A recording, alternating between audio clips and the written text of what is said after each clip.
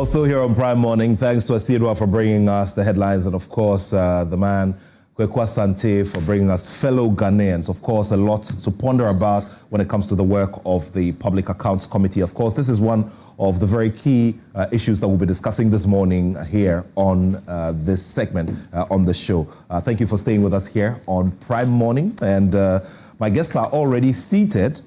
Lawyer Kwame Jantuah is a specialist when it comes to oil and gas law, and also is a leading member of the Convention People's Party. Dr.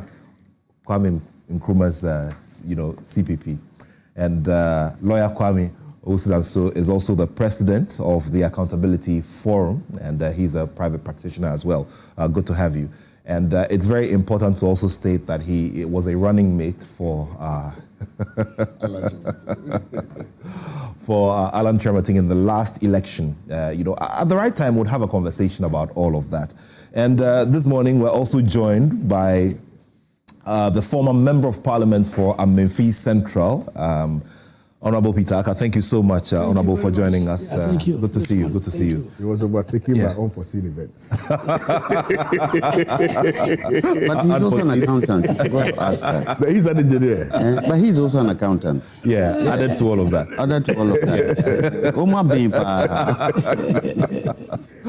Well, gentlemen, thank you for the time this morning. Well, we'll begin with the Daily Graphic. The Daily Graphic has a banner headline: Unite to promote peace and love. Clergy urges nation at Easter. And, the big question about Easter and its significance for Christians is always a subject that we discuss at this time of the year. We'll get into that story. Also, Zimbabwean President Mnangagwa arrives for a 3-day visit. And the subject, obviously, is about the levels of cooperation, international cooperation between Ghana and Zambia, and what this visit, will do for both nations in terms of collaboration beyond the visit. There is also a headline story here. It's on page 13 of the Daily Graphic. It says, Damang mine transition won't affect jobs. And this is an assurance being given by the Lands and Natural Resources Minister. And 7,000 graduate teachers are to be recruited for deprived areas. And this is according to the Minister for Education, Honorable Haruna Idrisu. Now, the Chronicle also has a similar headline when it comes to the Damang mine transition. And it says, your jobs are 100% assured. Has a picture of Honorable Emmanuel Amakofi-Boa. And it says that the workers who will be transitioning from Damang to whichever company takes over the mine, very obvious based on the stories that we've heard so far. Also, inflation hits lowest level since 2021 rebasing. And Public Accounts Committee invites 2 public officials over 8.2 million toilet contracts. Well, let's begin with the Daily Graphic. We'll begin with this story. I'm more interested in this 3-day visit by the president of Zimbabwe, Emmerson Mnangagwa. We do know that the current NDC government is looking at the area of agriculture and wanting to push a lot of resources there because it becomes a very big base for strengthening the economy. Zimbabwe also has a very big base when it comes to agriculture. So which areas, Lawyer Jantuah, which areas are you looking at in terms of collaboration between the two countries, for this particular visit? Because obviously there should be major takeouts from here. Good morning. Good morning. Good morning, sir. This is your question there. Hot this morning. For me, I think, good morning to our viewers. I think we should start with AFCTA. AFCTA. Okay. And see how... The African Continental Free Trade Area. Exactly. Yeah. And see how we add value to agricultural products and how we can create business for the private sector in African countries. For me, that's where the basis is. Because in creating the private sector to be able to do some of these things, you create employment here. You create factories here. And we should be very mindful of repetition projects. So Ghana is processing pineapples into different types of products. Zimbabwe too would want to process pineapples into different types of products. That doesn't work. There should be a demand and supply for the things that we export and the things that they export into Zimbabwe. But we are how many in Africa? 1.4 billion people.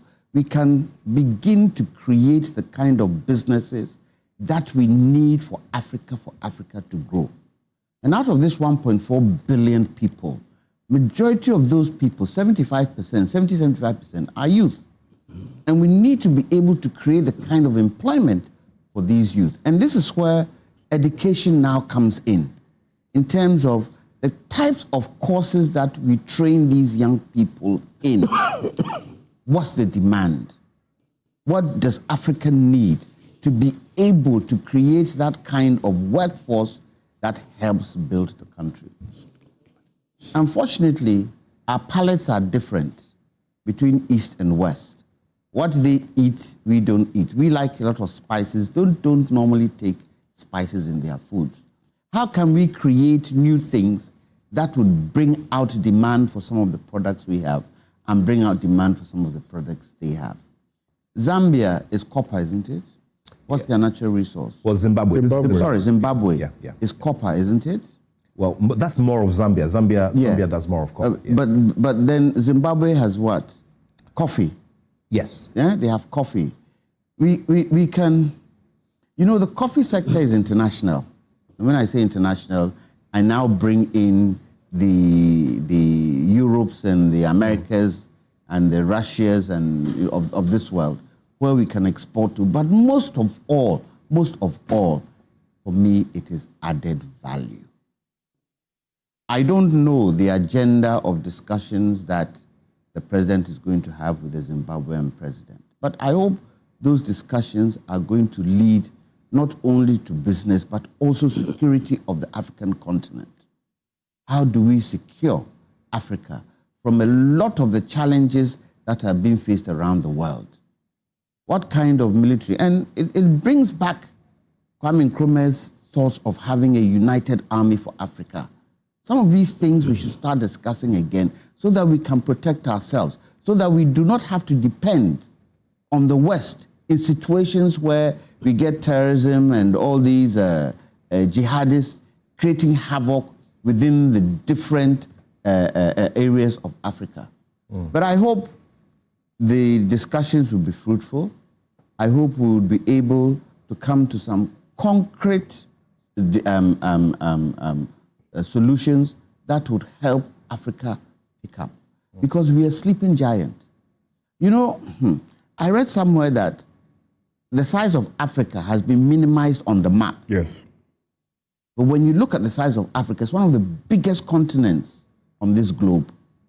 How do we make sure that we utilize the natural resources that Africa has for Africans?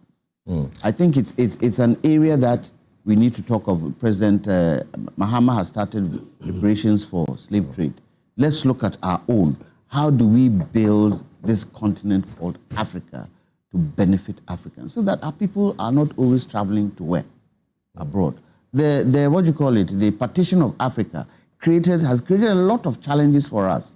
I think it's high time we can, and there are some countries who have now relaxed visa restrictions for countries. So Ghana right now, if you want to go to South Africa, you don't need a visa. I hope Zimbabwe will come on board. I hope Zambia will come on board so that we can have free trade. Let me end on this.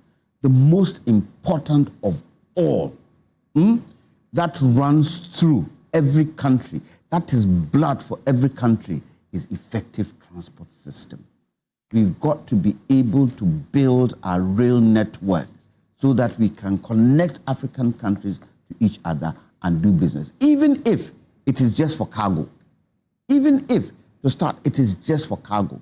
We need to be able to put that rail system in place to help us forge that kind of development we want for our continent called Africa.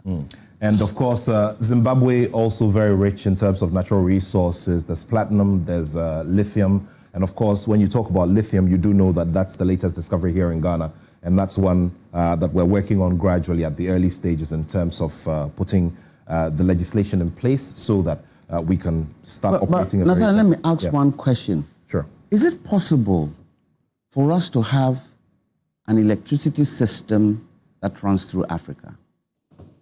Is this something we can look at?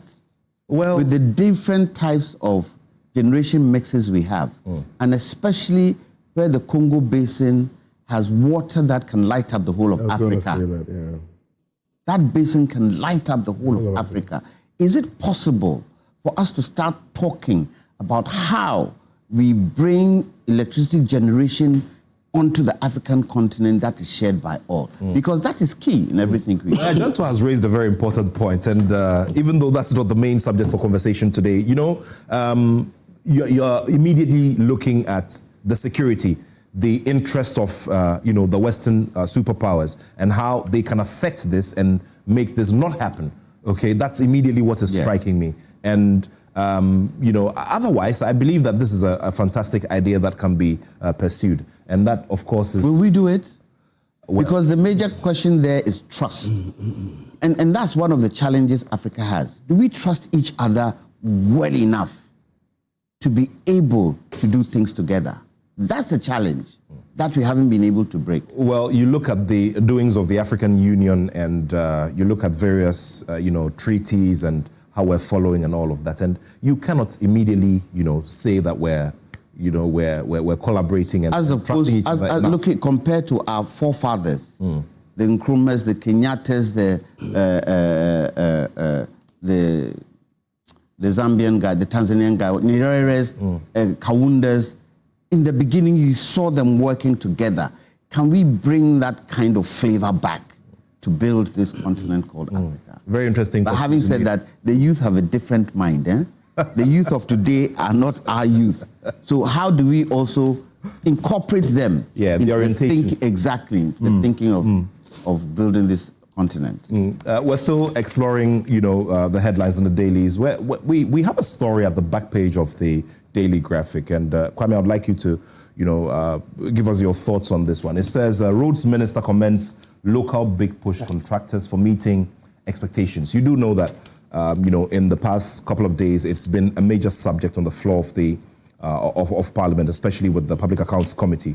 Now, I do remember that at one of the sword-cutting, you know, projects, he stated very clearly that any contractor who falls behind schedule will be surcharged, and this will go to affect their finances directly.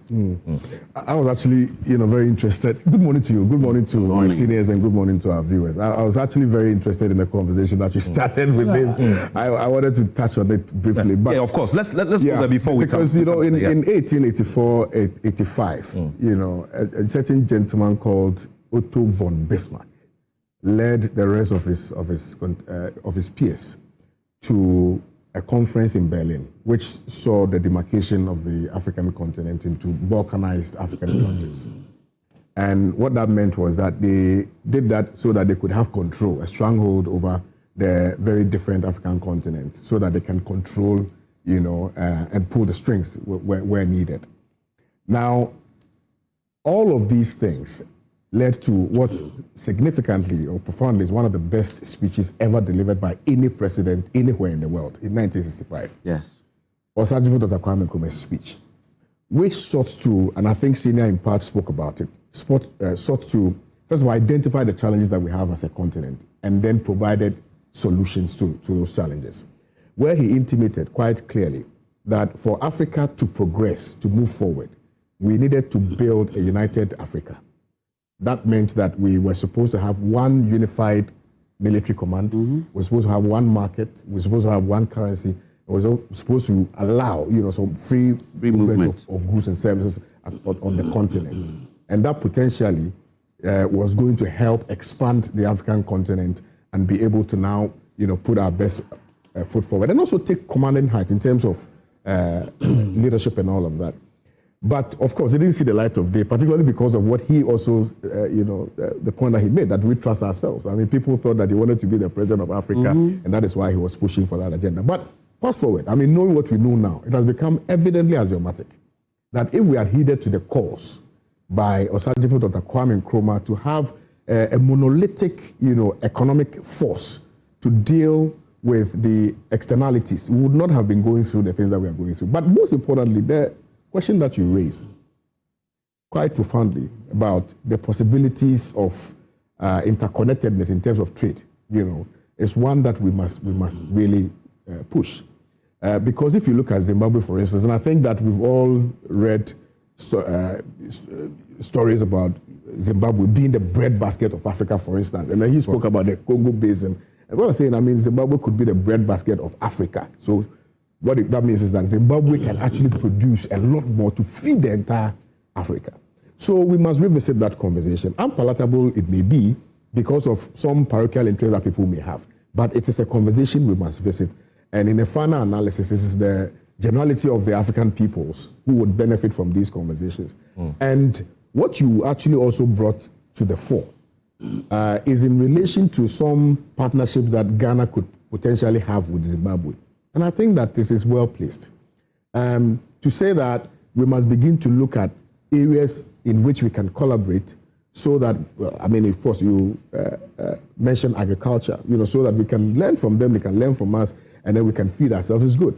The only bottleneck is what I explained earlier, in 1884, 85, that happened, Now, it is more difficult traveling within Africa than even traveling outside of Africa. I don't know if you've noticed. It's great. It's expensive. It's too expensive. Going to Nigeria now is like going to London. Exactly. The bottlenecks is too much. So, yes, we should have those conversations. I think that AFTA has made some significant, if you like, gains in relation to trade within the continent. However, I think that in terms of the numbers, it's really insignificant. So we can invest in that and expand more. On the issue of the roads. Okay. Before you come to the roads, let me just pick Rabo Ake's quick thoughts on Ghana-Zimbabwe relations. Thank you very much, and I greet my fellow panelists on the program and my constituents. I bring greetings to them. For Zimbabwe, I think the relations between Ghana and Zimbabwe goes behind before independence, and Mugabe and Kwame Nkrumah had special relations. So now that I believe our president is now stepping in the big shoes of Kwame Nkrumah, that's how I see him, especially when he went to the UN to demand reparations for slave trade. So the whole of Africa now, they are now recognizing Ghana as the leader. So I would want them to establish the relation, to rekindle this old relationship and focus on the unity of Africa. I think my fellow compatriots have hinted something like that, but I believe that all these things will come to fruition if we are able to unite the continent. And I think since Mahama now is leading, he should make this a priority, that every African leader he meets, he should try to bring them on board and make sure that we set the ball rolling. And, Mugabe, the initial people, Mugabe like this, took a wife from Ghana, and Kwame Nkrumah took a wife from Egypt. From Egypt. Yes, so you could see. And you know her name? Yes. Fatia. Fatia, yes. Not yes. Fatia. Fatia, yes. So you could see that kind of relationship which was building up. And he mentioned the Secretary, Julius Nyerere, and these were men who felt that Africa should unite just immediately after independence. And I think if we unite, many of these problems will automatically vanish, like these transportation problems, the trade barriers and all. If we are one country, I still believe that it can be done. If we are not able to gear our resources towards the unity, then I believe Africa will continue to be like this, because every African leader will try to be an individualistic, and would not think about the general well-being of the continent.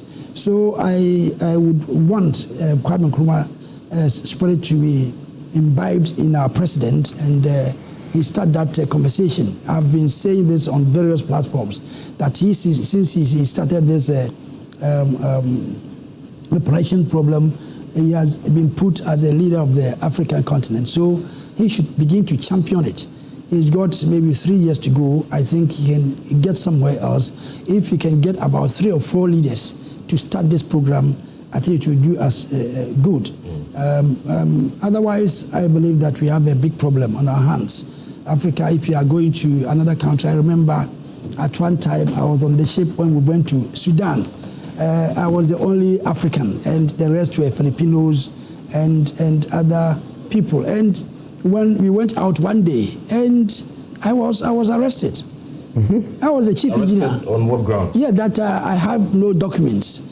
And I was with juniors. I was the chief engineer. So the rest were all ratings, the cook, the cleaner, and all that. But they were light-skinned, Burmese, Filipinos, and all. I was with them. I was singled out that I should show my documents. And rather, these boys were pleading for me. Those students were pleading, oh, he's our chief engineer. I said, no.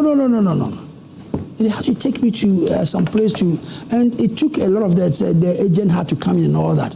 And my heart bled. And I felt so bad. This is Africa, our own continent. Yeah. And I am somebody who is wanting Africa to unite. I had this idea a long time ago. So I felt so bad. I said, what is this? So then that also lends a lot of credence to what Lawyer Jantuah said about, orientation of the youth and the younger generation. Yes. Because Africa has a very big youthful population. Yes. And if this is the kind of mindset that people are being fed with, even from the start, then it means we have a lot of work to do. And I was taken to the immigration, had to call in the other officers to testify that. I said, if you are a seafarer on the ship, you don't take visa to any country. You just arrive there and they stamp your, this, and when you are going back, they make sure that they stamp out. So why should you arrest me? What about the rest? I argue that. What about the fellow? I'm on the same. So if you have arrested me, arrest them. Nobody will hear of that. They wouldn't listen at all. So these are the problems we have. Unless we try and make Africa one, these problems will emerge. Well, Nathaniel, it's also a mindset issue. Yes. For me, that mindset issue needs to be tackled before anything else. And love for country. We don't love our continent that much. We love ourselves rather than our continent. And that has to be reversed for any good thing to happen.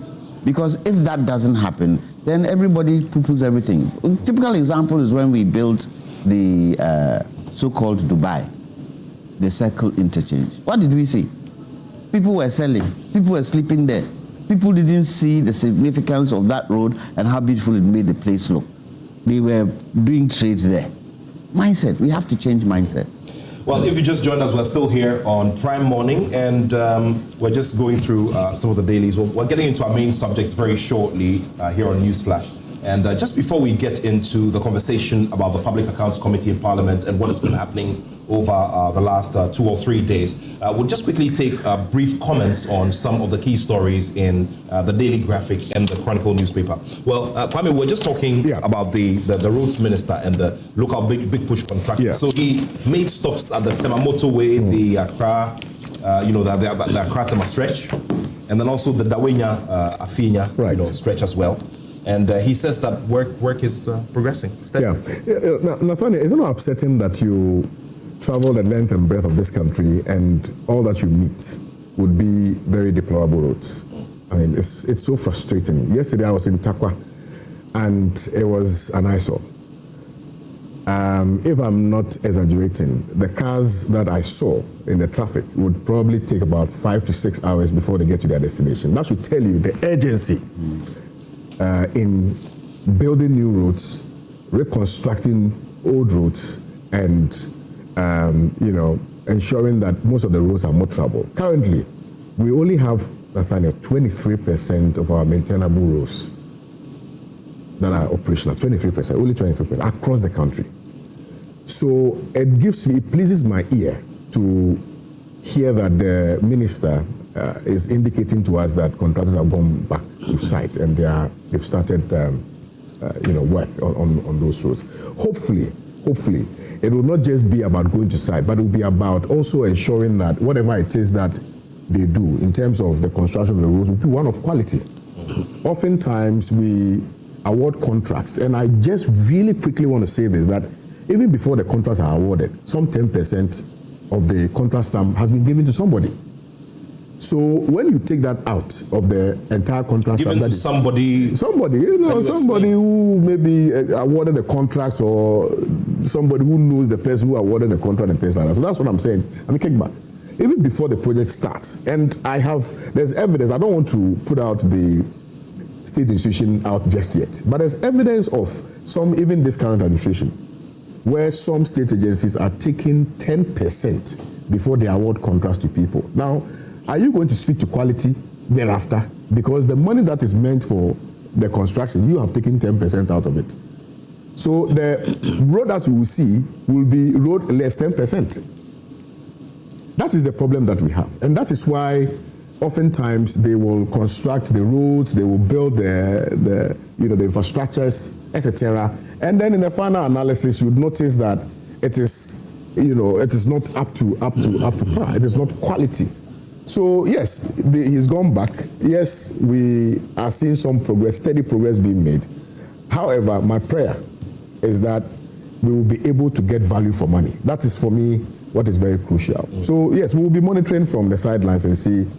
Yeah. Honorable Bitaka, yes. Just before we get into that, I mean, we want to get into the conversation about the Public Accounts Committee, but there's also a story on the front page of the Daily Graphic about 7,000 graduate teachers being sent to some of these remote or deprived areas. What will be the issues of concern for you, considering that you have also served as a member of parliament before and you see some of these issues here and there? I mean, we do know about graduates and sometimes the reluctance to want to go into these areas to serve. Yes, these is prevalent. Lack of teachers is very prevalent in the villages. Sometimes, as a member of parliament, you need to pay some of these young guys to take up teaching in the classrooms. Maybe we can only give maybe 500 cedis a month, and sometimes you go, one teacher is taking about 6 classrooms, and it is not right at all, especially those of us who were in the villages. So it is a step in the right direction. However, I think our regime must take a second look about this employment into the villages. We are human beings. I mean, if you go to the villages, you have a certain conditions, drawbacks that there will be no electricity. Some of the areas do not have electricity, very bad roads. You have to walk to the village, no accommodation, nothing. So imagine you have your son or your girl. Boys can easily take up these challenges, but if you have your graduate daughter, I mean, naturally you wouldn't like your daughter to go into such a situation. So something must be done. The experience is that salaries should not be the same. Unfortunately, here we have a central pool where every employee of the government is being paid from Accra. Other jurisdictions, it's not like that. I believe that we have to decentralize the process so that if you are going to the village, maybe that area will have to pay you according to the demand of the area. So, every time I want to cite practical examples, my daughter finished medical school in the US, and you have the offer. If you go to a village, your salary is so much. If you come to the city, your salary is less. It's less. It's less. It's always like that. It's a good suggestion. Yes, so he just preferred that. So that serves as an incentive. Yes, he left school not quite long. He had some loans to pay. So he go to the village. He served there for about 6 years. And the amount of money he made, now he's transferring to the city. You see, so, I mean, if you are going to the village, you must have something to stand on. An incentive. Not that the same salary. You put somebody in the typical village, then somebody in Accra here just making corrections only to travel outside. Because if you're in Accra, you have all the facilities. So I think there is something that they can take. Thank you, Honorable Aka. Interesting thoughts there. Kwame Jantuah, I want you to tackle this subject of the Damang mine and the potential takeover, and the fact that now we're being assured that all workers will be, maintained, because that's a very big concern anytime there's such a major takeover when it comes to businesses, when there are mergers, when there are acquisitions. I'm sure there will be casualties. Why? I'm sure there will be casualties. New management is coming in. New management is looking at the investment they're bringing in and how they want to structure that investment and use that investment. And they'll definitely go down the line of looking at their labor force and also looking at wastage. It would be great if they are able to maintain everybody there. But definitely, there are things that happened in the previous people who handled it, probably that weren't looked at. But if you're going to take over a football club, are you going to just take over the football club and just leave it as it was before? No. Is that to say that you the minister... You do your SWOT analysis. Before you go on, are we then suggesting that the minister is making a political statement, for want of a better expression? Don't we always make political statements?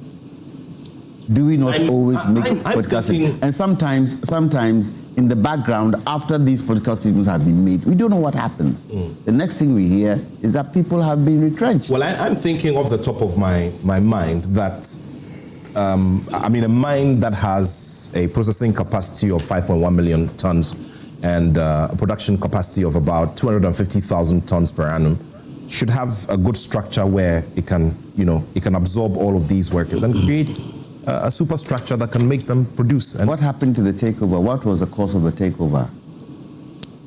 The lease had expired. The lease had expired. Why didn't they renew the lease? Because they wanted local content. Okay, they wanted local content. So are you telling me that they could not have had local content with the previous people who were there?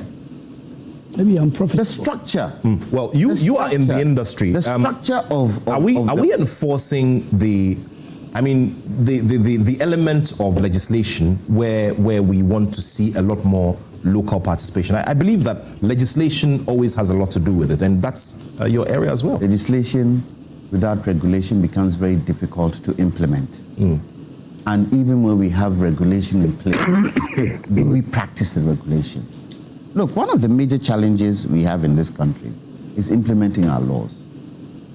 Politicians coming in and feel that they can do whatever they can, irrespective of whether we have the law or not. We've got to be able to get away from that and make sure that the laws work. Because definitely, people's livelihoods depend on working in that mine. If we realize that that mine, as you narrate, has huge potential, then it should be structured in such a way that that huge potential benefits everybody and benefits the country. But the new, and I think that is the mind that Ibrahim is taking over. Ibrahim is somebody who has a love for country. He's the kind of person who always wants to help. So maybe there might not be massive retrenchment, but he also has to make profit from the investment he's put in. And let's face it, I've been in the oil sector for a long time. I've also dabbled in gold previously and lost money there.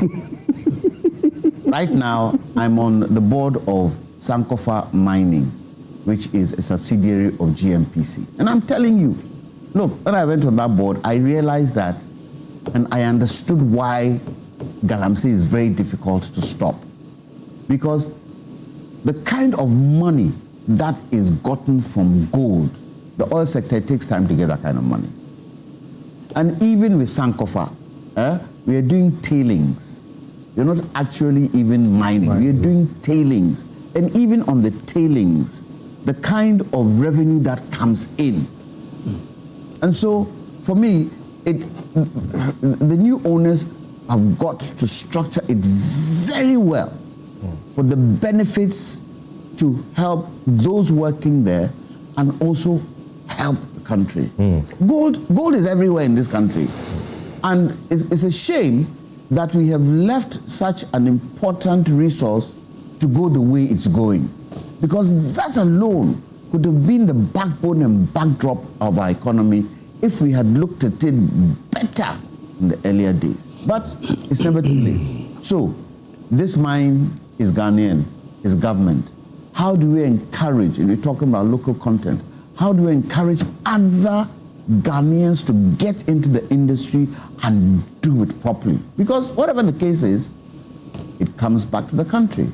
I would love a situation, and I'm not sure whether that would happen, I would love a situation where we are not exporting raw gold anymore, but we are adding value. The processing element. Yes, the processing element, because it makes more money than exporting raw.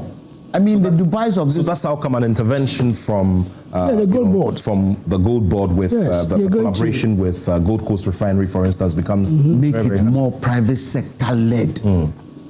Gold Board is more government. Make it more private sector led. We need Ghanaian billionaires. Of course, Gold Coast Refinery is from the private sector. Fair enough. Let's have more of it. Okay. Because it's the private sector that can bring people in. There are a lot of young people who have all these engineering degrees. It's not a question of being a socialist. It's a question of what is good for the country, Ghana. And what is more practical? Exactly. What is more practical and what is more beneficial for the teeming youth who are looking for jobs. Look, in our day, if you said you were going to get employment in the army and the police and the security service, they'll think you're crazy. They think you're crazy. Because there were much more interesting areas. Right now, that has become the central focus for the youth. Is that right? I'm not saying the security services aren't good, but look at the quantum of people who are applying for the small areas. So let's try and open up other parts of the economy that create businesses. Let's try and begin to teach young people how to start their own businesses and not put obstacles in their way at any given time. Look, when I was in law school in London, when I got to third year, they call you and they ask you, so young man, what do you want to do? Do you want to practice? Do you want to be a solicitor? Do you want to go into corporate? Do you want to do your own business? And then when you give them what you want to do, they structure you towards that line. Orient you accordingly. Exactly accordingly. Do we have that here? Do we even have career guidance in our schools? No, we don't. Well, but we've got to be able to make sure that the youth that are coming up are beneficial to the country. Very well. Quick 1 minute thoughts. Yeah, absolutely. I mean, I am privileged to have been there. I was part of the people who went to Damang yesterday. I was in Takwa. And I can confidently tell you that the minister assured and reassured them that there were not going to be casualties. And I want to believe that the minister is one who has integrity and would not make such comments if he's not sure of the outcomes of it. So yes, that is it. Like we see, the internet never forgets. Absolutely. I agree. Perhaps this will be the only time I would depart from my senior brother's analysis. This is the only time I'll do that because I was there. Number two, the investment that they're looking at about some $1.5 billion US investment. So it's not chicken change. And if you look at all the equipment that are on site right now, yes, I think about 70 to 80% of them would be for E&P. Okay, so I mean, it stands to reason that we are all clamoring for engineers and planners to take over. However, it is not cast in stone. It is not as though the decision has been taken that E&P has taken over. They are going through the tendering process. I think yesterday or 2 days ago, some companies had, expressed interest and they've tendered, the application for the concession. So yes, clearly that process has kick-started. I think that we just have to respect the laws, and I want to, single out the minister for praise, because for somebody like Ibrahim Mahama, or E&P, so one would have thought that, given his stature, it would have been a walk in the park for him. But the minister is insisting on doing the right thing. He is going in accordance with LI 2176 and the powers therein, Regulation 258, which gives the minister that power to do what he's doing. I mean, we issued a statement as Lance and Minesworth in support of it. And we are saying that if you look at the investment that people would have to make relative to the acquisition of that, Ibrahim Mohammed's E&P would be able to, and that is why all of us are saying that we should give it to him. But it doesn't mean that it's a walk in the park. Not a walk in the park. Yeah. Yes, I would support that Ibrahim Mohammed is given the choice to take over. But I don't also support that his hands should be tied. That if it's a private investor and is going to take over a mine, and the condition is that you should not lay off anybody, I don't think that is right, because I don't support that option, because maybe the quality of people there are not going to inure to his benefit. So it should be given that free hand to hire and fire. You see, in this country here, besides laying off also comes with conditions. That was not a condition. Yes. The condition was to lay off. Yes, I believe that maybe unless they just add the condition, but if it's not there, then he should be given a free hand to run it profitably, to make money so that he can pay taxes to the government. Very well. But there will definitely be wastage. There will definitely be wastage that you need to look at. Well, let's see. These are the early days. Okay. These are the early days, so let's see how things go. We're still here on Prime Morning. This is News Flash. My name is Nathaniel Atto, and here with me this morning are lawyer Kofi Jantuah. Kwame. He's Kwame. I'm Kwame. I was born on a Friday, so you can permit that. Maybe we can go and gazette that as well. Lawyer Kwame Jantuah, he's a leading member of the CPP, and also lawyer Kwame Osudanso, president of the Accountability Forum and a private legal practitioner. Of course, Honorable Peter Aka is a former member of parliament for Amenfi Central. Let's now get into the conversation about the Public Accounts Committee. Now, we'll just do a quick recap of what happened there yesterday, and then after that we get in for some analysis. Now you should switch to politics.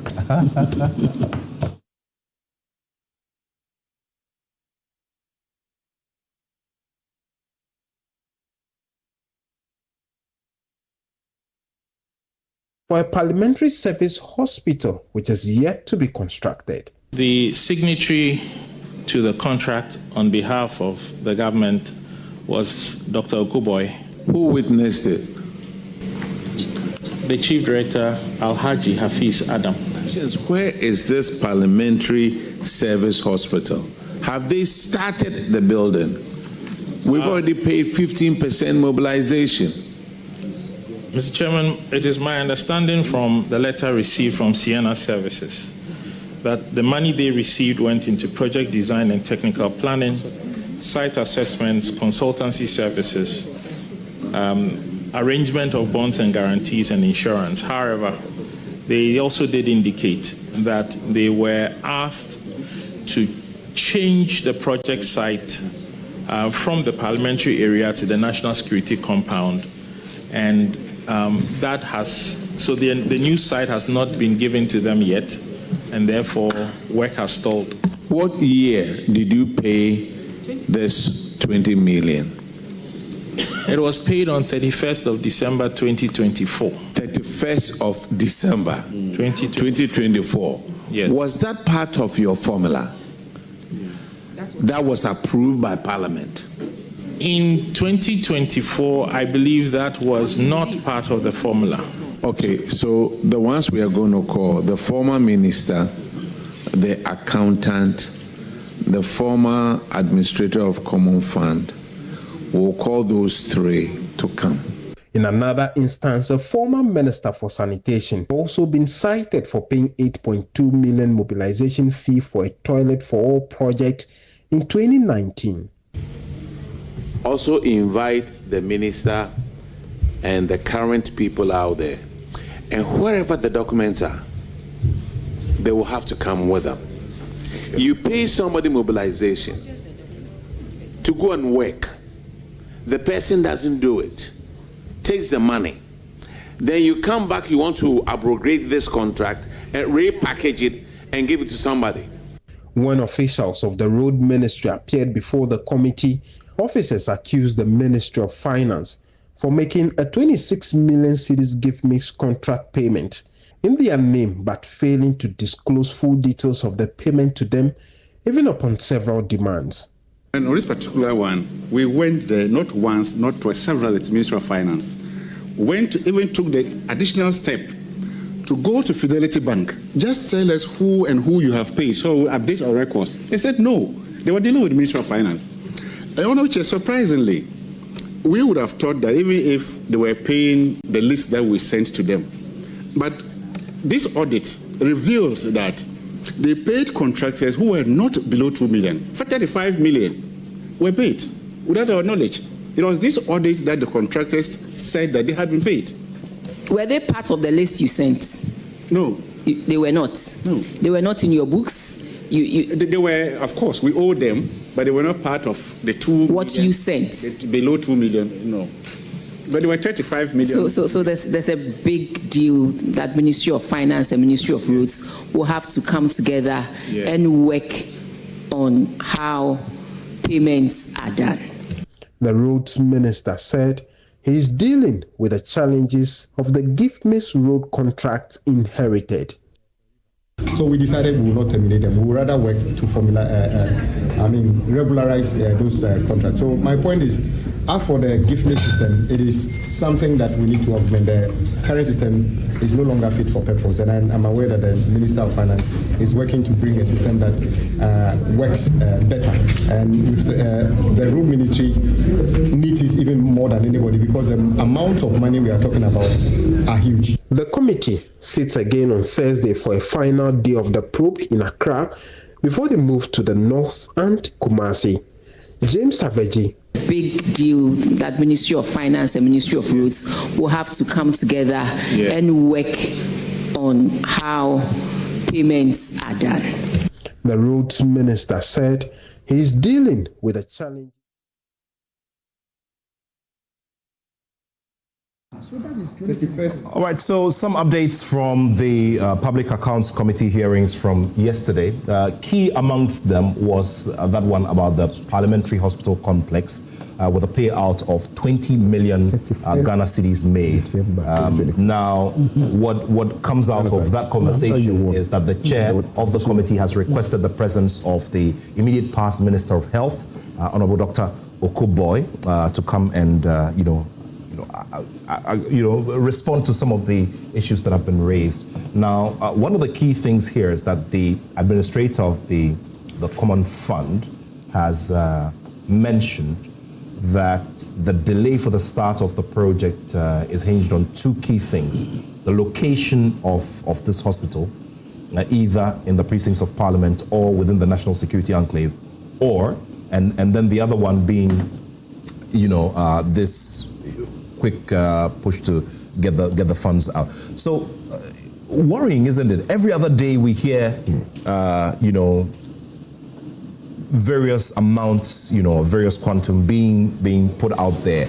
And earlier today, during that opinion piece by Kwame Jantuah on fellow Ghanaians, he just talked about how ineffective, for want of a better word, the Public Accounts Committee is being, because it does its work, produces the reports, and at the end of the day, nothing is done. But let's begin with this particular one on the hospital.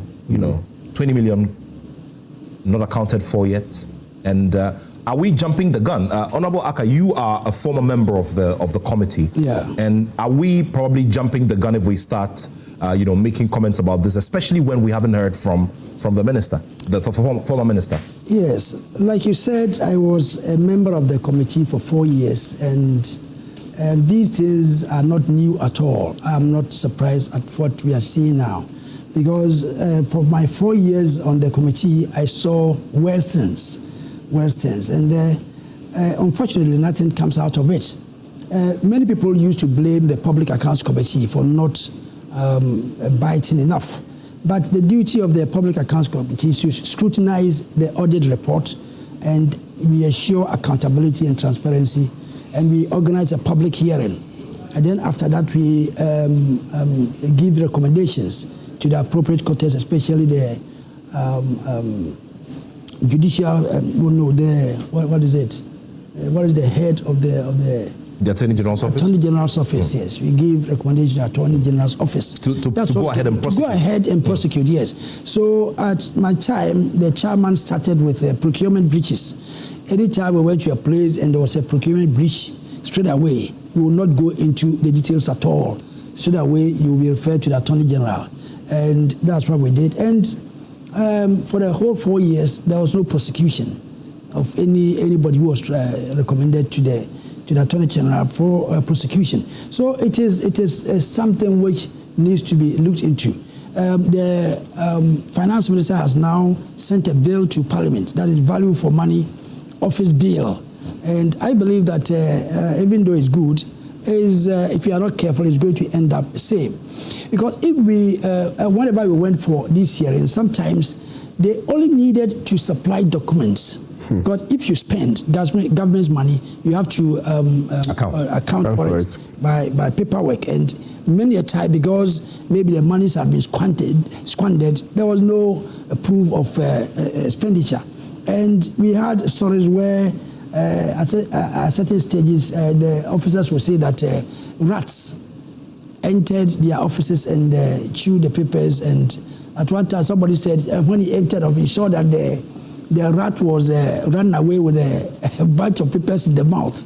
And it was just too funny. Another time, they complained that the floods had come to take all the documents away, so they had no documentation to prove. And these were the stories. And because there is no punishment for these offenders, it continues. If you stay in the committee for 4 years, every year you go, the problems are the same, repetitive, and nothing is being done at all.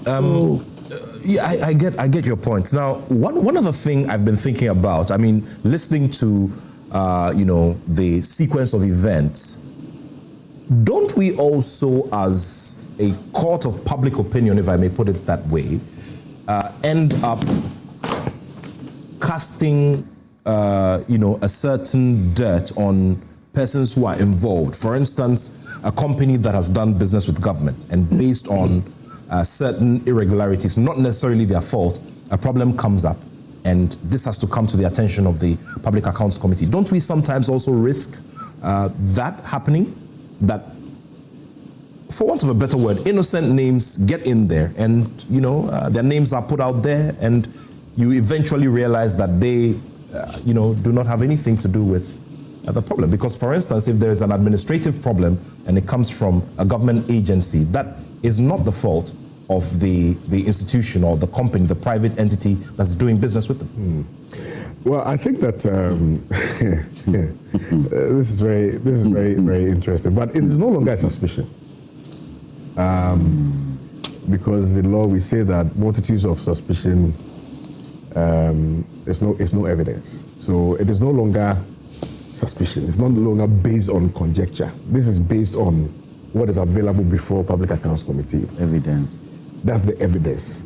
That is what before. And you see, all these things are given to them by Auditor General. So usually the Auditor General will give those documents after their own internal investigations to Public Accounts Committee to now interrogate and ask the relevant questions, so that people who have stolen or embezzled or people who have misapplied funds will either be surcharged or they will be hauled before court or whatever it is. But over the period, we have seen a certain trend that people have actually now accepted that once your matter goes before Public Accounts Committee, that's the end of the matter. That you are losing every year annually between $2 billion to $5 billion to corruption. Procurement irregularities, we are losing about 20 to 50% of all procurement expenditure to these kinds of practices, right? And so it is important. But the reason why maybe you are raising these concerns is because oftentimes you notice that we don't really do anything about it. That every year we appear before Public Accounts Committee, we bandy these figures about.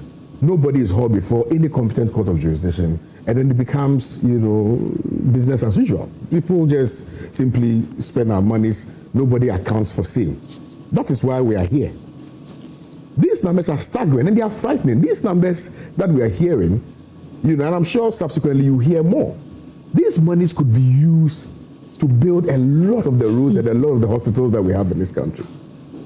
Nathaniel, it is mind-boggling that we are so selfish, that our brains have departed from our conscience, that all we care about would be how I can maneuver and how I can cut corners and do deals with people so I can make money. Because it doesn't make sense that you have been voted out of office, right? We voted on the 7th of December, 2024, electing the president, John Dramani Mahama. Then you make payment on the 31st of December, 2024. What is the intention behind it? What is the real intention behind such payments? Especially when within that period, senior, we had a transitional team that was in place. Indeed, there were releases from the office of the president indicating that all payments that were due should not be honored, and that subsequently they would do an audit of those payments, and if there were merit in them, then they would pay. But these guys went behind, made payments, awarded contracts, even before. Have you also considered caveats or the exceptions that could be added to these kinds of directives? Because there's emergency spending that is done. Yes. Sometimes. Yes. For instance, if we say that all payments must be halted. Yes. If you find yourself within the emergency bracket, then you'll be found wanting. No, but the point is that if it is an emergency situation, that discussion cannot be a singular decision. That decision cannot be a singular one. That decision cannot, it must be based on the agreement between the outgoing government and then the incoming government. And then they will look at the situation, because perhaps what you see as emergency may not be what the new government will see as emergency. But you are spending on behalf of the government that is taking over from you. I find it doesn't make sense. That you are leaving a company because you were unable to manage the company. Somebody else is taking over the company. And then you say that you are spending on behalf of the person who is coming to take over the new company. Doesn't make sense. Look, what these MPP guys did to this country, it is unbelievable. The amount of monies that we are mentioning here are monies that could have been used to build boreholes for people in Briwa, in Chiripone. These are monies that could have been used to build all of these small KVIPs that people need within these communities. And yet somehow, somebody decided, he sat in his house comfortably and decided that I am actually going to shortchange the country. What kind of greed is that? What kind of greed and wickedness is that? Public Accounts Committee ought to be more proactive. Because you see, for me, it is not so much about bringing out the rot. What is important is what you do after the discoveries. Bringing out the rot is also important. It is important, but I'm saying that it is not enough. I mean, when I just, and that is why you have cause to believe that sometimes some of these people may even not be innocent. Because oftentimes, really and truly, nothing happens. I don't have the powers to prosecute. I agree. They don't have procedural powers. Recommend. But, exactly, but when they recommend, what happens? Because the Attorney General is supposed to take over from there, receive all the evidence available to Public Accounts Committee, and then they prosecute the matter. But I'm saying that there's a huge disconnect, even between the identification of the malpractices and the prosecution of these matters. So we must be up and doing as a nation. It is not enough that we always sit unconcerned. We just, simply fleetingly discuss matters, and then it's business as usual, because the belief is that when another party takes over, they will also let our people go. We can't live like that. Interesting thoughts that you've brought out there. Lawyer Jantuah, this is something, and Kwame has spoken about this very, very passionately. This is becoming business as usual. Now, what becomes the next step? Especially after giving a fair hearing, which is one of the key principles on which our law, is hinged. That you make sure that you give a fair hearing to all concerned. In this case, names have been mentioned. When we eventually hear from them, what then should be the next step for us? What should be that big pinch from the corner to get our institutions to work, the Attorney General's Department to work and to act? The media is failing us. Yeah. The media is failing us. If this were any country, Charlie, straight to President Akufo-Addo. Straight to President Akufo-Addo. And Akufo-Addo. All this is in their era. Are presidents and ex-presidents gods? Are they? Are they untouchable? All this we're talking about, whose era did it happen in? Who was the commander-in-chief? Who was supposed to make sure that everything was working? Who? Isn't it President Akufo-Addo? So why are we leaving him out of the fray? I keep saying, media, go there. Request a meeting with former President Akufo-Addo. Ask him questions that are coming up. Ask him. 3 things that have come out of this particular PAC situation. The bit about the defense cars. Yeah. The bit about the hospitals. And the worrying bit about Minister of Finance paying contractors without roads knowing. Yeah. And sometimes making it double payments. Mobilization. And we sit and we think it's okay. Look, the hospitals, isn't it a direct reflection on the nasty cathedral project that is there? If it is true that such monies have been given out for a hospital to be built and it hasn't been built, isn't it the same as National Cathedral? So why are we leaving President Akufo-Addo out of the fray? You see, wasn't he the commander-in-chief? These things will not come to cabinet. Or was it that the finance minister was shielding these amounts of money from him? Was that what it was? No wonder Oforiatta doesn't want to come down. No wonder. Because if he was in this country, he would be a PAC. He would be a PAC. And so far as I'm concerned, PAC should be able to bite. PAC should have prosecutorial powers. Yeah. Right from here. That then becomes the next stage. I said right from here. They give their report straight to the Attorney General straight to court. Yeah. The amounts of money we are talking about, no chicken feed change. No chicken feed change. And then we sit here and twiddle our toes and twiddle our thumbs and clap. The MPP themselves should be interrogating some of these things that happened in public. They should take their own people on. If they want their credibility back. They should do that.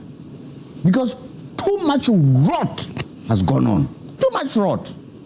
And then we sit and do what? We sit and do what? How can a ministry, how can a contractor go to the Ministry of Finance and plead for his money to be paid, and the roads ministry that put out the tender knows nothing about the payment? How? What kind of system is that? What kind of system is that? But it's also up to Parliament to up their game. Up their game. If PAC is bringing out these revelations, what is Parliament going to do about it? We've put them there for a particular reason. And they are there to do what? To represent the people. They should represent the people for the people to get satisfaction from some of the things that are coming out. Look, yesterday, I took time to listen to the roads one. And I heard the, what do you call it, the lady, what's her name?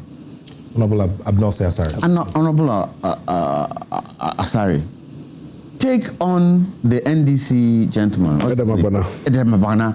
Edemabana was asking pertinent questions. Pertinent questions. And Lawyer Jantuah, you've raised a very important point, about that particular incident, and I want us to briefly talk about it before we go to the next subject.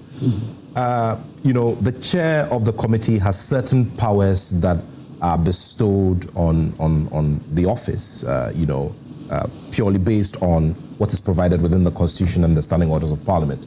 Now, do we sometimes get the feel that the chairpersons of the committee sometimes maybe do it a little too much in terms of exerting their authority with this particular incident let's begin with it. I think that is very true, because the chairman is always the opposition.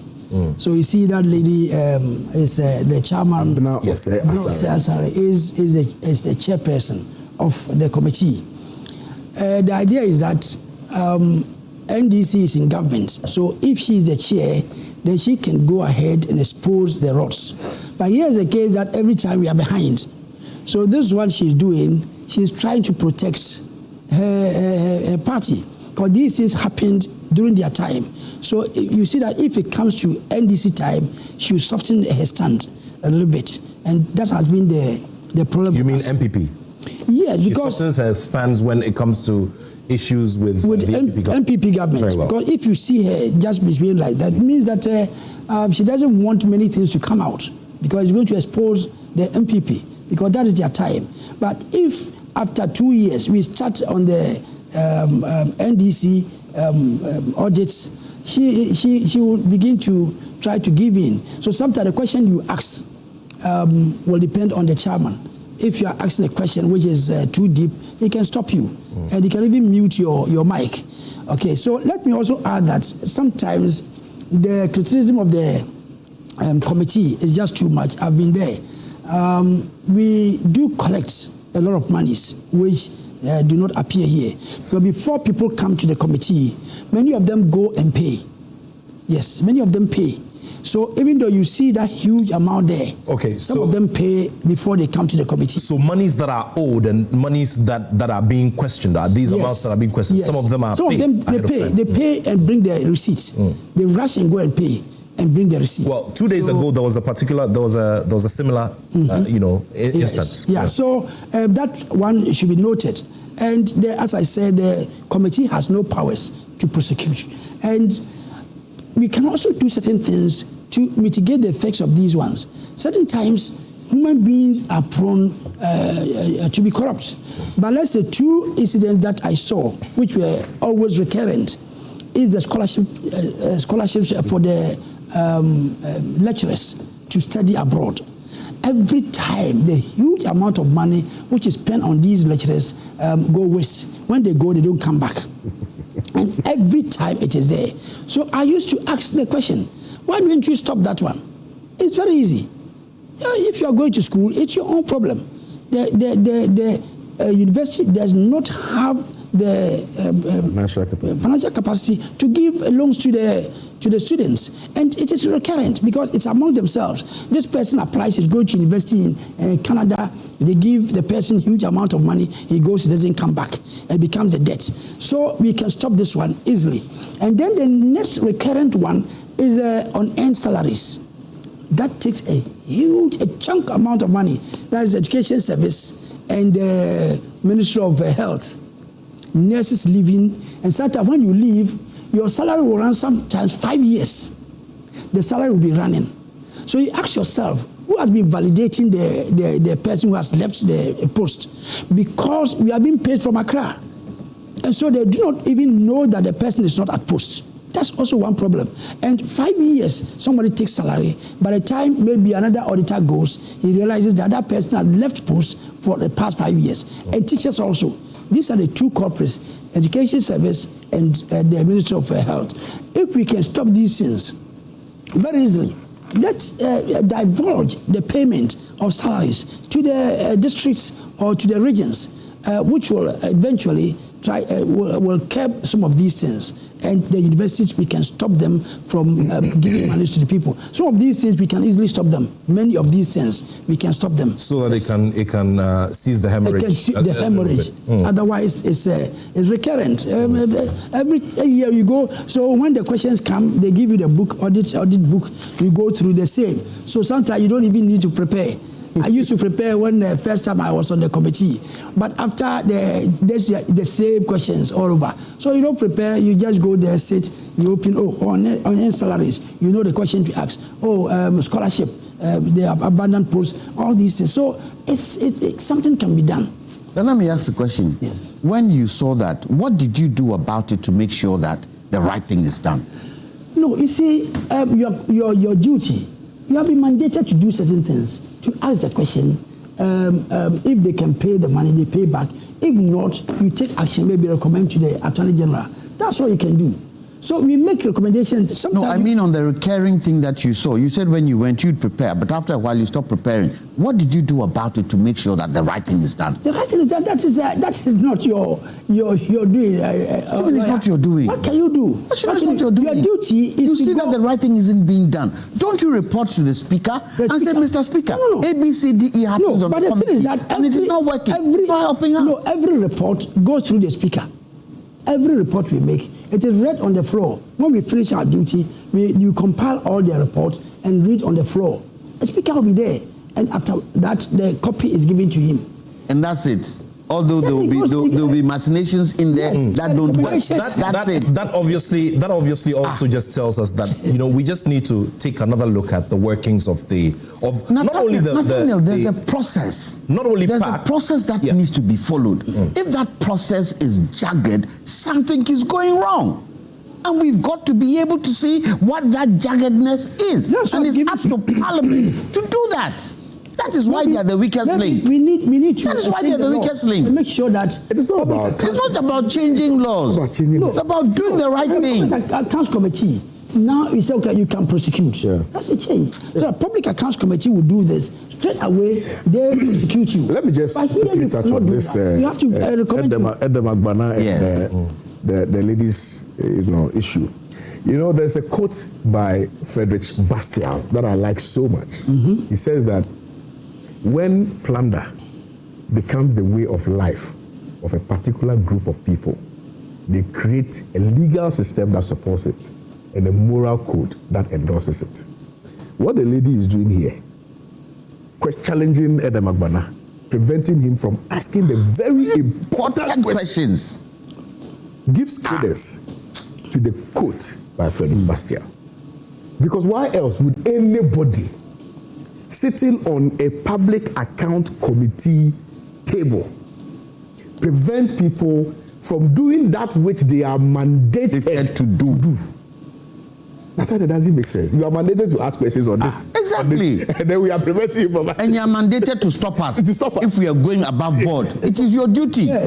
Your producers will come and ask you, Nathaniel, when Mr. Jantuah was saying the things he was saying, why didn't you say something about it? The reason why I was asking about the powers, that the law itself gives the chairperson of the committee and how it always comes out to project a picture of them, usurping the authority in a way, or It is good. Yes. It is not all bad. So you guide the proceedings. You make sure that so more like you are, if like the moderator. Yes, you're like the moderator. So you can decide to accept this question, rule out that question, but you cannot rule out questions that are important. And what is important is be known to all of us. Even those of us watching from behind our screens, we can tell what questions are relevant and what questions are not relevant. The questions that are relevant are questions that raises significant issues, or brings to the fore significant issues for consideration. That is a question that is relevant. So if the gentleman is asking relevant questions, the potency of which will elicit some answers that will aid the PAC itself in arriving, at some conclusion, why prevent the gentleman from doing so? For me, he will stop you. For me, you see, these things that are happening, it is because we have endorsed it. It is because society? as a society we've endorsed it. Why else would she have the English word is what? Audacity. The cockroach audacity. The gall. The effrontery and the nerve. To do what she did. It is because of extreme partisanship. Because if she doesn't, her party will ask her, why did you not stop Edemagbana when he was asking the questions? So people are kowtowing to the whims and caprices of their party as opposed to Ghana. That is what it is. Especially when their party feel they've done no wrong. They feel they've done no wrong. And that it was normal business. It is not normal business. It's not normal business. Because we're sitting behind the screen looking at it, sit and say, this went on. This went on. I must give it to Abnasari. When the gentleman on the defense cars, she actually questioned the guy. That the guy, you could see that it exposed him. And if I were her, when Agbana was doing I would leave him to ask the questions and then later on have a way of deflecting what he said. Yeah. To satisfy the partisanship. Even if it's not to satisfy the partisanship, your own idea of the way you felt he answered the question, you can bring it back and do it in a certain way that makes it easier. Because I believe, and you tell me, you've been an MP, I've been an MP before. When you're put there as a chairman, you're supposed to be neutral, aren't you?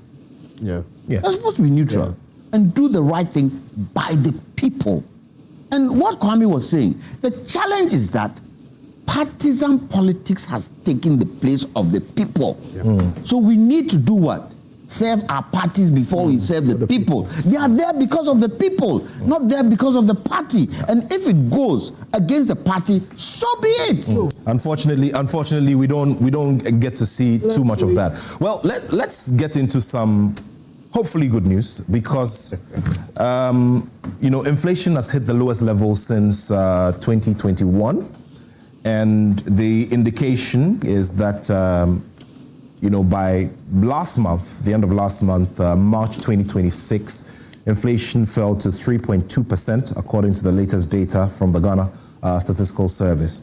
Now, this figure represents a marginal decline from the 3.3% recorded in February, and a sharp drop from 22.4% in March of 2025, underscoring a sustained easing of price pressures across the economy. Obviously, this should come as some refreshing news, but then the immediate one for the ordinary man on the street will be its reflection on general goods and services. Of course, when we're looking at the economy, we always consider food and non-food factors, and you are quickly trying to balance the two. I mean, putting this figure of 3.2 against what you actually see in practical terms, on ground. Let's begin with you, Kwame. Well, thank you very much. I think that the commitment of this administration in addressing very teething economic challenges confronting the good people of Ghana cannot be in doubt. I think that there's a huge intercourse, and when I use this word, my wife always, but there's a huge intercourse between the performance of the finance minister in terms of his fiscal activities and that of the governor of the Bank of Ghana in terms of his monetary policies. And so you can see that there's that beautiful marriage between the two. And because in the past, you can see that there was some divorce. This person thought that the Almighty, you are beneath me, so let me just do my work. And that is why we saw some of the things we saw in the erstwhile administration. Now, they are working together, you can see the results. It's very good. Inflation simply means that, when you go to the market and you are buying goods and services, that the prices will be better, if you like, for want of better expression. Now, we are seeing inflation drop. It came to, I think, 5.4, and then now it's at 3.2. What it means is that it doesn't mean that prices of goods and services will not go up. It means it will go up, but it will go up at a percentage point of 3.2. So that when you go to the market and you are buying tomatoes, for instance, and the price was, let's say, 100 Ghana cedis, it will go up, but it will go up maybe 100 and maybe 0.5 or something, right? So that is what determines it. I can agree, because the conversation has not really been about the performance or otherwise of the administration in terms of the economy.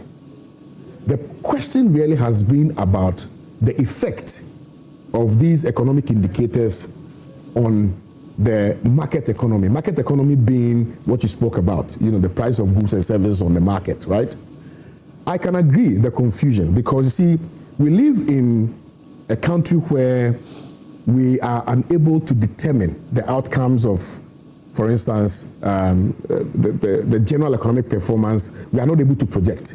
So that you can say that now dollar is, let's say, hovering around 10.45, thereabout.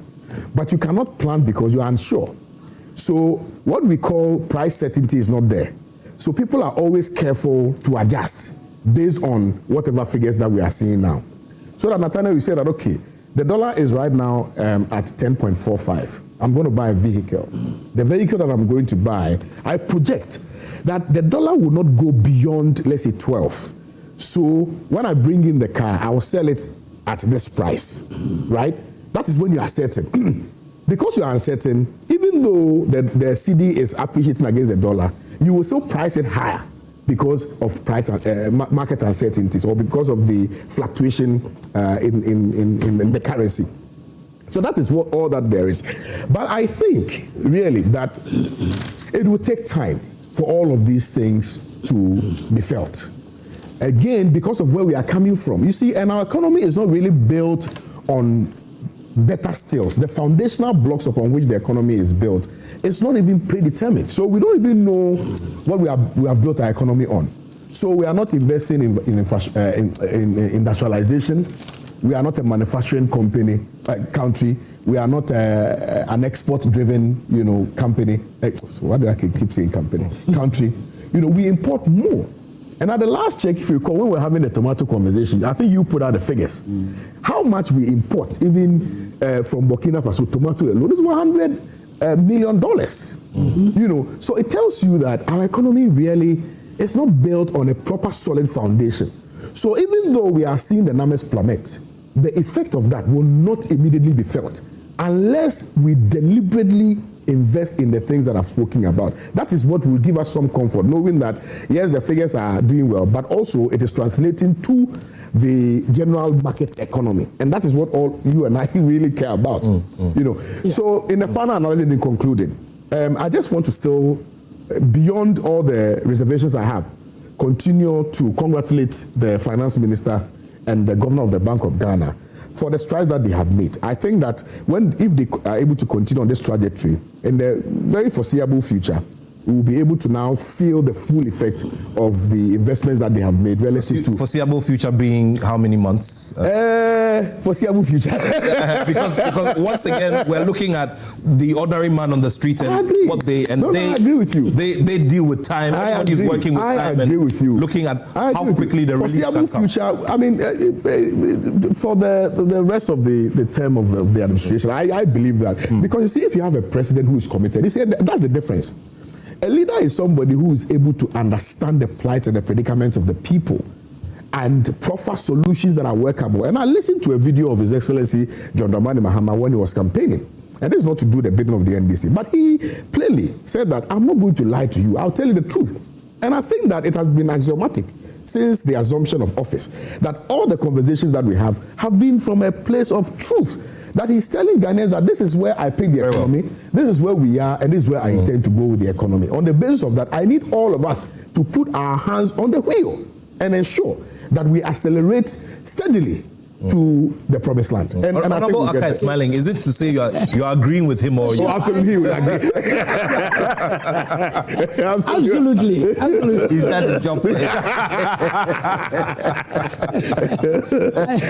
I commend the president, the finance minister, and the governor of the Bank of Ghana and all other key players for the good work they have done. Knowing very well where we came from and where we are now, inflation. We never thought we would have single-digit inflation for this long run. And I think he defined inflation. Let me also give it. I think we all think that because inflation is going down, prices should go down. No, I don't think that is the meaning. No, inflation says that the rate of rise of prices. Yeah. We are not talking about deflation. Deflation means prices are going down. And if we are not careful, we preach that story too much, and we have deflation, our economy can collapse. Collapse. So let us all get the meaning of this inflation. Because we were at this, now prices, even if prices are stable, we don't have to expect that prices should go down because of the factors that he has enumerated. Because there's uncertainty. Because previously we knew that every time dollar will be rising. So people have got that in mind. Sure. Even after 1 year, still traders are skeptical that, maybe if I don't maintain the price, and tomorrow the price goes. So that it will take time. The confidence should be there. Right. And I think yesterday I was with a lawyer on another program with this tomato. I said, no, tomato water must find its own level. Look at the amount of money which is there to be taken by Ghanaians, $100 million per year. So I'm happy that Burkina Faso had banned us from going there to buy tomato. We should find a way to take this money for ourselves. So if we can't have tomatoes, let people go into tomato farming because the money is there already. If you know that if you are able to produce the tomato, which is liked by ready market. Honorable, that's a very important point you've raised. I was the master of ceremony for the commissioning of the very first Farmer Services Center, in Takrasi, in the Afram Plains area, and You mean Takrasi? Yeah. Brony, Takrasi, check it. In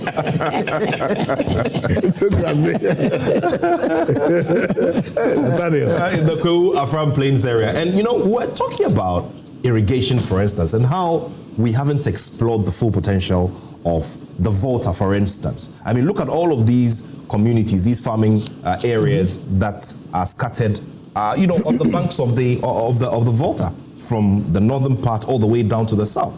And to think that we're here struggling to even get enough tomatoes to take care of the economy, then it becomes problematic. But I think this is a good move by Burkina Faso, like has been said. Yes. And the president mentioned it in one of his messages recently, and he said it in relation to the superpowers, where if there are trade embargoes, there are challenges, we also find a way of solving the problems for ourselves. Exactly. Well, we'll talk briefly about transportation and the effect on transportation before we wrap the conversations up this morning. But let me do some You didn't messages. give me a chance to talk about. Yes, you will. Yes, you will. 2 messages before I come to you. Big bro. Okay, so this is from citizen Sheikha from Osinasi. Okay, hopefully Achim Osinasi. All right. It said, please ask my mentor, Mr. Musa Dankwa, about the Galamsey situation. Okay, well, this is from yesterday. Okay, let's get another one from. All right, so there we go. Okay, now K. Frimpong says, good morning, Nat. Why have the guys turned the show to be an only NDC panel show? Well, lawyer Jantuah here is not from the NDC because all your panelists speak for the NDC and nothing else. Okay, now, was any MPP member or minister or minister's name mentioned at PAC?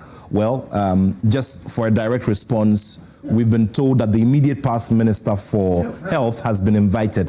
Now, these are civil servants and technocrats who work at various ministries and assemblies and have misconducted themselves. What has this got to do with any political party? Inflation was around 23% under the MPP, and flight tickets from Accra to Kumasi was around 1,600. Today, inflation has dropped significantly by 3.2%, but strangely, flight tickets from Accra is now 3,214. So is this the reset we're promised? Yes. Everything is turning upside down. The likes of Kwame Jantuah have to join his wife to do communication for the NDC. He sees things differently. As for the Jantuahs, the least said about them, the better. They don't represent the CPP, but rather speak for the NDC. All right, well. Nonsense. All right, this is a pretty lengthy one. Let me take this one here. Dear host, it is crystal clear that Mohammed's government cannot fight Galamsey because Joseph Yamin and Abanga are accused of involvement in Galamsey, but nothing is done about it. Amansi Central DC is also oxygenating, I beg your pardon, Galamsey in issuing receipts to illegal miners. Okay, this is a subject we're going to come to later on. We're not discussing that this morning, so let's go. I'll do a few more of your messages, but let me come to you, Lawyer Jantuah, for your quick comments on for your quick comments on the issue of inflation before we go into GPRTU and the ultimatum giving government. I don't understand when we get such comments. That's their mind. When you compare what is happening now to what happened in the previous government, what would you say? What would you say? Because isn't it ludicrous, the kind of figures that are coming out at the PAC? And let's face it, the haughtiness, do you see any haughtiness in the way President Mahama presents himself as compared to the way President Akufo-Addo presented himself? Do you see that? So So that's why I say the MPP should have self-introspection of the way they handled the country. It's not a question of supporting that. It's a question of, are the right things being done? The fact that inflation has come down doesn't mean the cost of production has come down. The fact that inflation has come down doesn't mean transportation has come down, because there are other factors that affect the price of transportation. Fuel. What is happening in the world today is creating a certain situation where fuel is going through the roof. And if it so happened that the MPP, did exploration to production within 8 years, would we not say within that duration of time we could have taken part of our oil to Tor? Did Tor start working and making a bit of profit when they were in power? Look, let's call a spade a spade. There are certain things President Akufo-Addo did well, but majority of the things he did not help the country. And there are some of the policies, planting for food and jobs. I always say, Nathaniel, have you read that document? Not fully. Fantastic document. Yeah. Fantastic document. Go and read it. Were they able to implement? One district, one factory. Were they able to implement?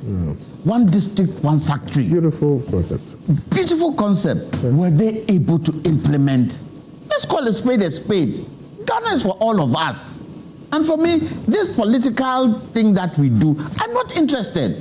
When I go on programs with my good friend here, and the MPP and NDC are hitting each other, I just sit and look at them and think what the people are thinking. Because that kind of politics is old school. True. It's old school. Welcome to the politics that we want. The politics that we want needs to be collective. There are certain areas that we need to ask ourselves, should we have national plans for these areas? And I'll give you a typical example of the North. The North can be the bread basket for Ghana and Africa. The soil quality in the North is tomatoes. And what is the most important thing in the North? Isn't it water? Yeah. Have we been able to make sure that the water that comes into the North, we are able to capture it for the irrigation that you talk about? Come on, let's call a spade a spade. Well, time is not our best friend right now, but just before we wrap up, GPRTU is giving government, an ultimatum. Can I start? And they're talking about the fuel prices, saying that if the fuel prices, don't come down, then they will. Can I start? When the fuel prices came down, what did they do? This hypocrisy. I don't want to talk about them, because any time their issue comes up, I get upset, and I get offended, I get upset. When the prices of fuel came down, and we were pleading with them that they should reduce their fares, what did they tell us? So today, the prices are going up. You want to increase? Well, they said that their cost of production had not necessarily gone down. But when cost of production being parts on the market and yeah, but what has that got to do with the price of fuel? Because that is importation. Fuel is not the only determinant factor when you're running a transport. I agree with you. I agree with you. I agree with all of that. But I'm saying that if you bought the parts today to fix your vehicle, and you are not able to buy fuel and put it in the vehicle, would the vehicle be able to move? No. Exactly. So at the heart of your operations would be fuel. And the government came and said that, look, during President Akufo-Addo's time, within a particular month, I don't know if you checked, they had increased fuel prices about 15 times. 15 times, and nobody said anything about it. This president came, and even with the addition of 1 Ghana cedis for the purposes of offsetting some of the debts that the MPP left, right? The price of fuel is still relatively cheaper. Let's hold it there. Unfortunately, let's quickly get your thoughts, Lawyer Jantuah, before we wrap things. I want a situation where the president would invite the president of Senegal to come to Ghana, and get the Minister of Transport to go to Senegal and find out how they have built an effective railway system in Senegal. For me, the challenge is not having an effective transport system, an effective public service system for transport. Today, we should be having buses putting people on the streets. Yeah. And we should do it in such a way that the individual has a choice. What do I mean by that? Yeah. There should be a bus that charges 80 cedis. There should be a bus that charges 45 cedis. There should be a bus that charges 100 cedis or 200 cedis, depending on your pocket. Pick which one you want. Pick which one you want, so that people can do what? Park their cars and depend on public transport. So this is to suggest that maybe the GPRTU are blackmailing in a way? Wait. When I was in school, small boy, I used to time my leaving my house to going to school by the bus. By the bus. And today, with all the technology, you're saying we can't do it? In Rwanda, it's Omnibus Service Authority. Omnibus Service Authority. In Rwanda, haven't we crashed Omnibus? Osa. Should we not be able to build the buses here? Should we be importing buses from Egypt? No. We should build them here and improve our public system, our public transport systems. Honorable, final word. I think the minister should speak to him. I think the GPRTU must reconsider their position, because it's not fair. I don't think people will side with them, because we should stop the old school type of things they are doing. When prices went down, nothing was done about it. Now, just 2 days, the new prices came into effect on the 1st, and you are just threatening to go on strike. I don't think it's right. Like he's saying, it is time for the government to consider these rail system. I think at one time when the transportation in Accra was acute, we were talking about it. I believe that here our cities are not planned very well, so we must go to the underground rail system. That is what is going to help us. Otherwise, and I finally, the road contract that government is initiating, it's very good. But I've always maintained that these days roads are not built by government. Just give to private people, they invest in the roads, and then they toll it. Maybe 10 years, 20 years, they take their money. So that there are good examples from Asia. Exactly, Asia. Yes, I've been in Malaysia, Singapore, and all. That's what they do. You see. So, but the amount of money, huge amount of money we are using on the roads, to me is mind-boggling. So, if we can shift to that side, then we can use this money which we are spending on that to improve the rail system, or other areas, and it will do us good. Well, Honorable Aka, we're grateful to you. To increase. Yeah. But they are never ready. Exactly. If you look at the rickety, a lot of the rickety trottoirs that are on the road that aren't safe for people to sit in. They should go and talk about that. At night, they don't even have indicator lights behind their cars. Come on. That's also issues. Let's call a spade a spade. Well, what we're doing. That's it for News Flash for this morning here on Prime Morning. And here this morning to do the discussions, doing the discussions with us this morning have been a lawyer, Kwame Jantuah. He is a specialist in oil and gas and also a leading member of the CPP, Convention People's Party. Of course, lawyer Kwame Jantuah is also a president of the Accountability Forum, and also he was a running mate for the movement for change led by Honorable Alan Chermating. Honorable Aka is a former member of parliament for the Amenfi Central constituency and a seasoned engineer as well.